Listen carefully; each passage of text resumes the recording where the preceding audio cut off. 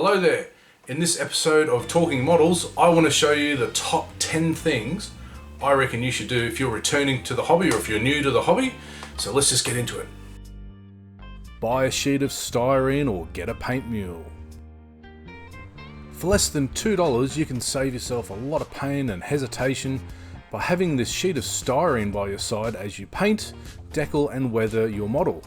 You can practice first what you want to do with the products you have at hand to see what will happen before you actually do it on your model. The great thing is you can reuse it on each new model, just prime over it and start again. Another great tool is a paint mule, an old kit or maybe someone else's kit that was never finished. Use it to practice your painting and things like decals. You can get these off other modelers or just buy cheaper older kits on eBay. Consider an airbrush.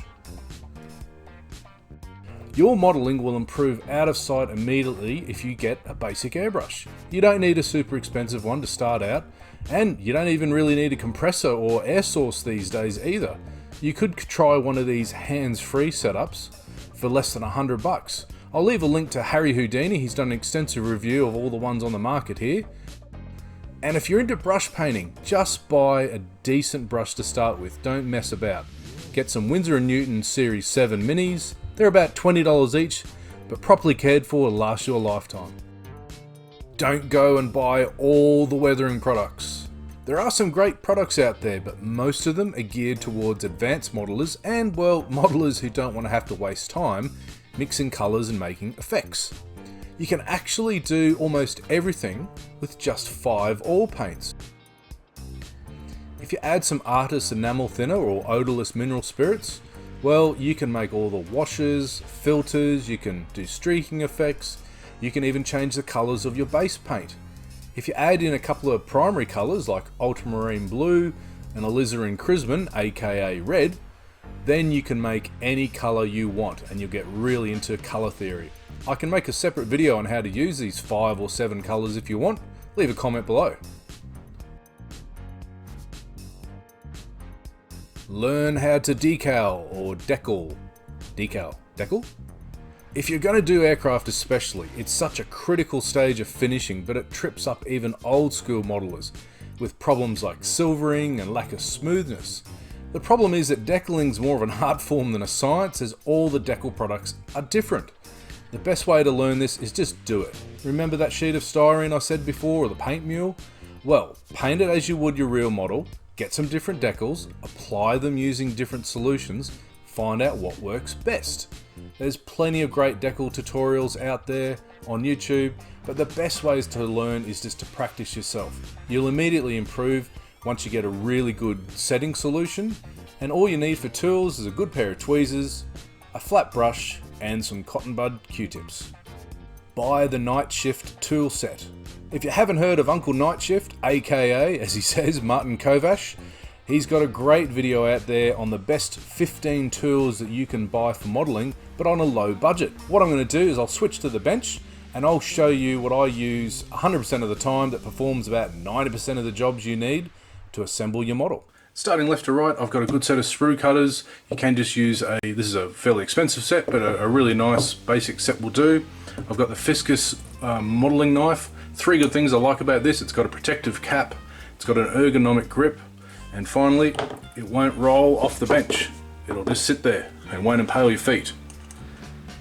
I then have an SMS ceramic scraper. Okay, this is a safe, sharp edge that you use to remove mold seam lines. And then for my filing and sanding, a nice little flat file there. Only costs about $3 or $4 to get one of those. Some skinny sticks. This will do almost all of your nub cleanup and sprue cleanup. Going from fine, super fine, fine, and some fairly rough materials there. A good set of tweezers. I like the Tamiya ones. They fit my big bulky sausage fingers. You can get other sort of tweezers. You don't really need that much. A good pin vise. This one at the moment, I've got one upside down, a tool upside down. I use that to apply super glue.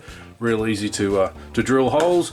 And my go-to putty. I prefer to use this Bondo glazing putty, or you can use Tamiya putty. There you go. Bone up on chemistry. Paint chemistry.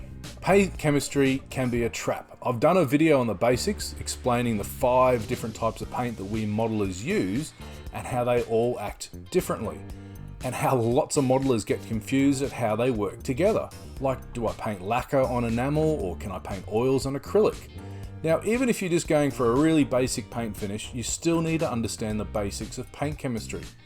The most solid advice I can give you that won't be confusing is no matter what type of paint you apply, all you need to do is wait for that layer to cure fully before going to the next step. Sometimes it's necessary to use a protective clear coat, but the second piece of advice is remember that sheet of styrene or that paint mule. Why don't you just practice this process first to see how the products you have works? Learn how to find your colours quickly.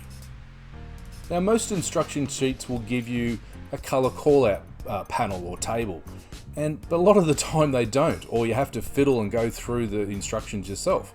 Or you won't actually have those paints in your paint stash, so you need to learn to find the equivalents. Now, there's several online resources here. The Paintful Models PDF is my go-to because I like just searching through, as it cross-references pretty much all the model paint in existence. But there's also some apps for your smartphone available. There's the Hobby Color Converter, and there's the Model Colors for iPhone. It will do it all for you, and it's super easy. Start with a good kit.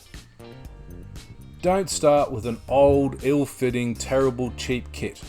Get something relatively new and good quality, but not really that expensive, that will make sure that you actually finish your first kit and then you go buy a second one. If you're into aircraft, I would recommend the 1990s Tamiya 148 World War II stuff. For armour, again Tamiya or Vintage Academy or 148 scale. For sci-fi, definitely choose a 172 Bandai Star Wars kit. And for ships, anything made by Trumpeter or Hobby Boss in the last 20 years will be a really good starter. Throw away the tube glue, get these instead.